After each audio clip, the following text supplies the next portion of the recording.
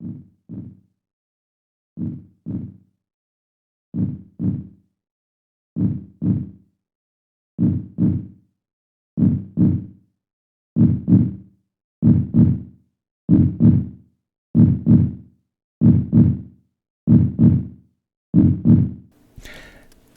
people! Today I present to you a video that greatly deviates from my usual content. However, I am doing this because it is a passion project of mine. I wanted to make this video before I started creating content about anything else. It is a video about a game that has stayed in my childhood memory like no other. Terranigma. I want to delve into the entire story and share my interpretations. In Terranigma, unlike in modern role-playing games, the entire story is not presented directly. It is more like a beginning and an end, and everything in between you have to piece together for yourself or find within the world. The whole story is not forced upon you. Instead, you get to discover it for yourself. And this story begins in the first chapter, the outset, in the Underworld.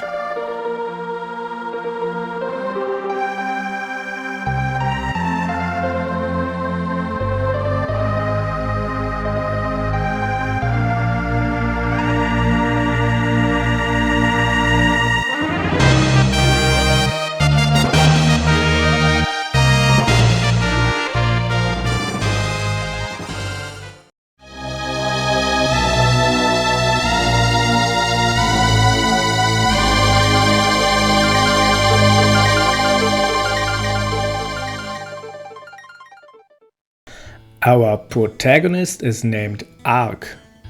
After a recurring nightmare, we are awakened by our girlfriend Elle, with the words, "That crystal blue is in the air." Ark and Elle live in Quista, a village that seemingly no one can leave. Out of boredom, it can happen that you ruin all the weavings at the weaver's shop. As a result, we are supposed to apologize to the weaver, which we do. Back in our cozy home, we see the boys trying to open a door that the elder has forbidden us to open. Naturally, we help them. But when the door is opened and a voice calls for help, everyone suddenly finds an excuse to leave.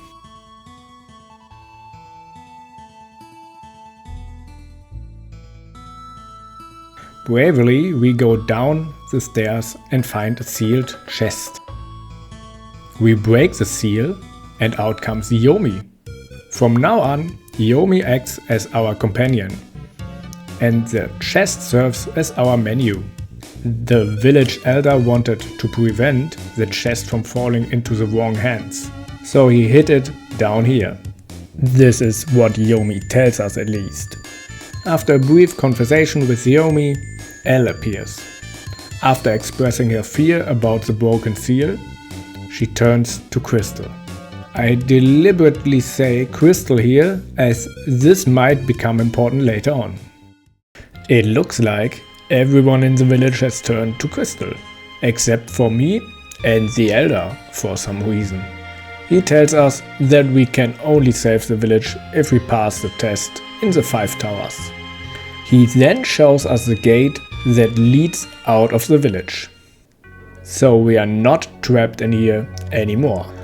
The Guardian tells us that countless souls of living beings wander within the tower.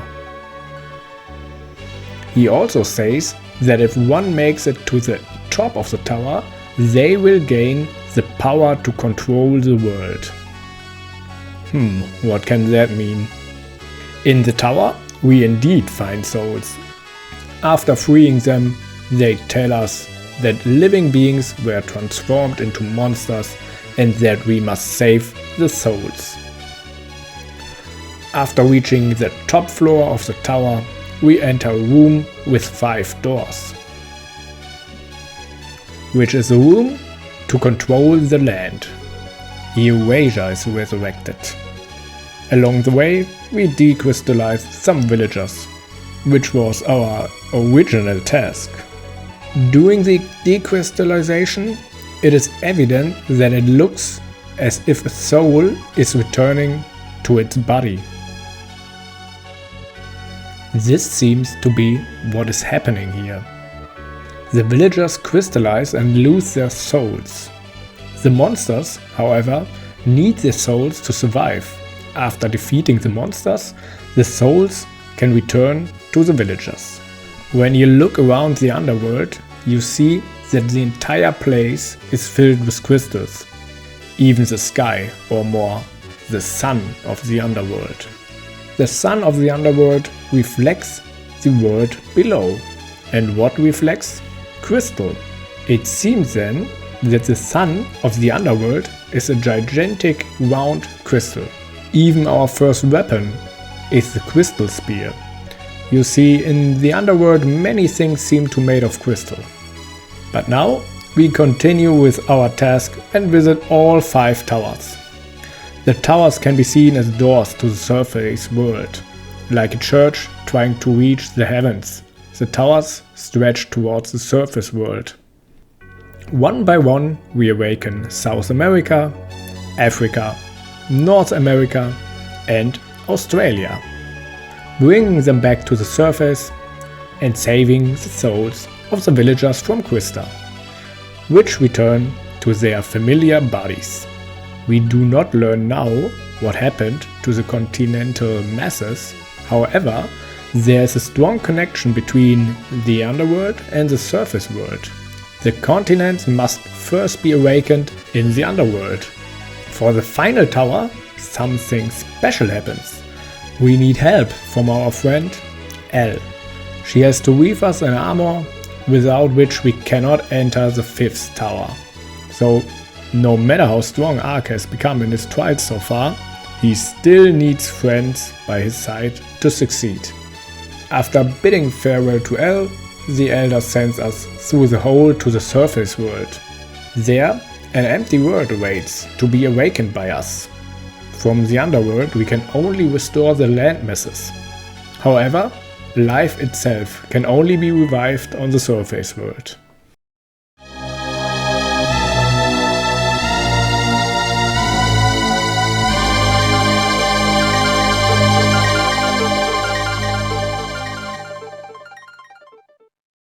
Ark awakens on the surface world and wonders how much time has passed. He recognizes a desolated landscape where no life can exist. Yomi then appears to encourage him to take action.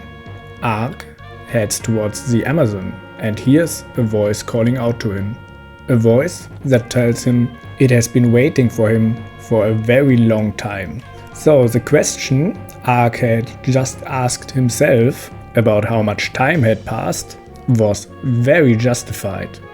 While the world is still very hostile to life, it seems that several years, perhaps even hundreds of years, have passed from the moment he jumped into the hole until Ark's awakening. We enter the tree, which is infested with plant-like monsters and a parasite. Deep within the tree we find Lily, a flower, who tells us that recovery is taking place under the surface. Once again we realize that many years must have passed since Ark jumped into the hole. After we eradicate the parasite from the tree, the land blossoms with green plants. Next, we aim to bring back the birds. Again, it appears that some of the enemies are birds, just like with the tree where there were plant enemies. So it's quite possible that the normal birds have transformed into monsters, as has been hinted at multiple times. We save the souls of the birds and return to King Nest. At the highest point in the bird kingdom, we are greeted by the king of the kingbirds. The birds have returned, but due to the lack of wind, they cannot fly far. We promptly awaken the wind and are then able to travel with a seagull to the safarium, the paradise of animals. But the seagull doesn't know what happened. It points out all the animals that used to be here are now gone. But how could they have been here before without us reviving them? It's possible that the animals were already there, even without our help. Since we don't know how much time passes between each stage, they may have been alive, then have transformed into monsters and are now waiting for their rescue. However, I think it's more likely that the seagull carries memories from a previous cycle of the Earth. In this cycle, those animals didn't exist yet and need to be awakened. I will delve into the different Earth cycles a bit more later on. Once again, we fight against animals in monster form here to save them. The strange thing here is that we are fighting against reptiles and amphibians, but later we revive the mammals. And there is Kaminsky, the slow turtle. He seems to be some sort of special exception. Ark learns the interconnectedness of the world here. He realizes that the plants must return to nourish the animals. It's a little bit odd that the animals cannot develop in the Amazon, considering we have already revived the plants there. However, this could imply that all mammals descend from one animal, just as all plants descend from one plant and spread across the world. And here, in the safarium, is indeed the place where the first animals evolve. In this section of the game, our sense of time is once again manipulated. We already didn't know how many days or even years had passed before. Here, there's frequent weather changes, suggesting that we spent many days in this place. After we freed all the souls, we face the boss of this area.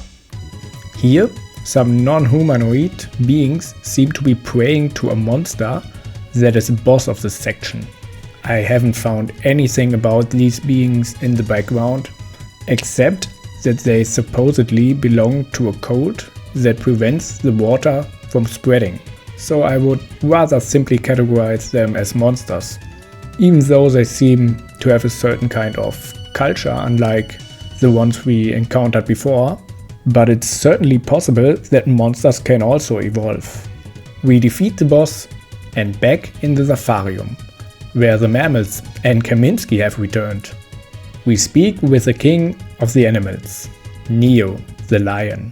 His wife asks us to check on her young cub, Leim, who is undergoing a test in the canyon where strange beasts roam. So we look after the little one and help him with his quest.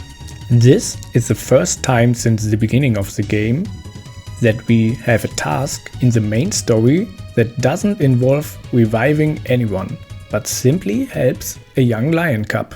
Leim can remind us of ourselves. He is an unknowing child, was sent on an adventure into the unknown by his father, just like Ark, sent by the village elder, who serves as a father figure. Ark starts his adventure as an unexperienced and unprepared hero, but through his experience and challenges he grows into a strong and wise savior of the world. This quest demonstrates that even the weakest and smallest beings have potential to become strong and play a significant role when they receive the right support, which we also need and have needed along the way, El's cloak for example, and more to come. What's more important here is that Ark finds a friend for the first time.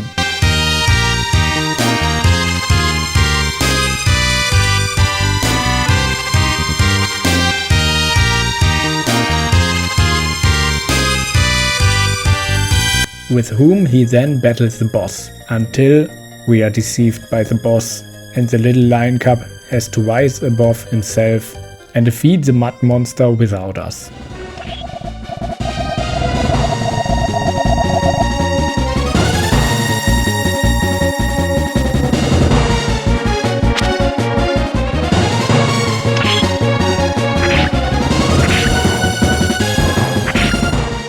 Leim finds a beautiful stone which the little lion should take as a keepsake of the test. Next, our journey takes us to Eklemata, a place inhabited by the mysterious Yeti. Yetis are not like other monsters. They only attack us if we attack them first. Additionally, some Yetis help us on our journey by throwing us over a bridge.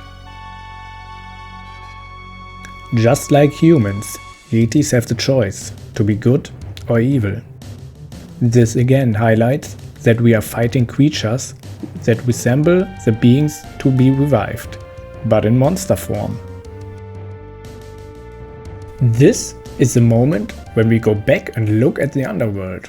From the 5 towers of the Underworld, the land masses could return, but life in the world consists only of monsters. This means that monsters could be awakened from the Underworld, but the creatures of light are revived on the surface world. The monsters in each area always reflect a monstrous form of the beings to be revived. First plants, then birds, animals, and now the Yeti as a humanoid. We also know that monsters are created when beings of light transform into them. And what else reflects? The crystal. The Underworld is full of it. The sphere in the sky of the Underworld, the crystals scattered around everywhere, crystal blue is in the air, and even our first weapon that has the power to heal in the Underworld is made of crystal. The dark side cannot create his own beings, it can only create reflections of the light world, thus producing monsters. And now back to Eklemata. Let's move to one of the most memorable moments in the entire game, the goat scene. Anyone who has played Terranigma remembers this moment. After an avalanche, we find ourselves trapped in a cave with a goat. The goat's companion has passed away. Initially, you try to sleep before searching for an exit. The goat remarks that all living beings avoid darkness because they don't want to be alone. This symbolically shows that everything alive wants to avoid darkness and becoming a monster because they fear loneliness.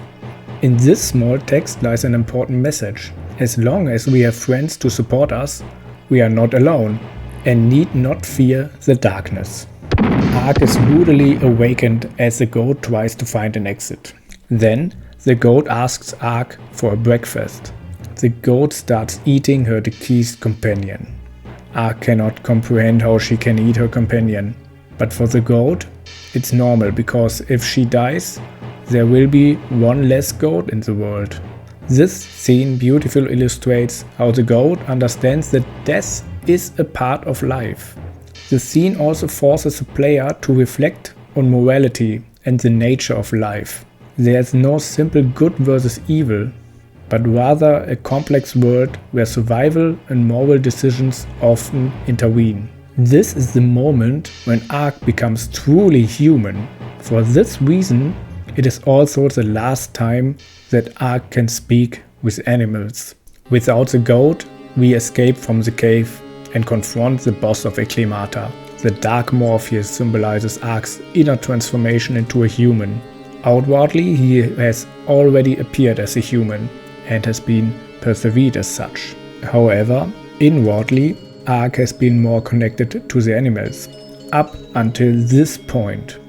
This metamorphosis into a complete human being is finalized after the Dark Morph. When we defeat the boss, a voice tells us that humans are wonderful creatures capable of creating technology, but unaware of their own power, and that I must therefore lead the growth of the earth. I believe, for many reasons, that this is the voice of the Elder from the Underworld. Technically, our task should now be complete. We have brought all life back to Earth. We have fulfilled our mission and could return to the Underworld. That is why the Elder intervenes and tells us that we must lead the Earth to grow. After all, it was he who gave us the very tasks that we have now fulfilled. In the next scene, we lie as a hero, dead. From our corpse, plants emerge. These serve as food for herbivores, which in turn become prey for carnivores, who also reproduce. When the creatures of light reach their peak, the dark side comes, and monsters destroy and devour the souls of the beings of light. When the monsters and the dark side completely obliterate the side of light, a hero emerges to vanquish the demons. With the current death of the hero, the cycle would be complete. But Ark does not simply die. He is reborn, and from now on follows a path that does not belong to the natural cycle. What is interesting is the music that accompanies the awakening of humanity.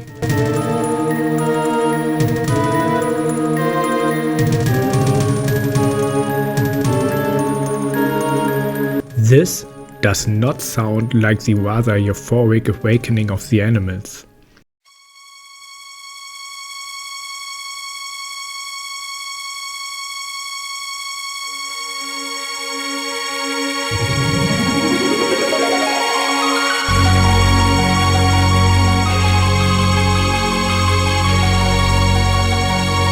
As we will experience, humans are beings of light, but capable of both good and evil. This was the first part of our journey through the world of Terranigma. I hope 1 or 2 people enjoyed the video up to this point. As soon as the next part is uploaded, I will link it right here over my head. Your Freizeit. Bye.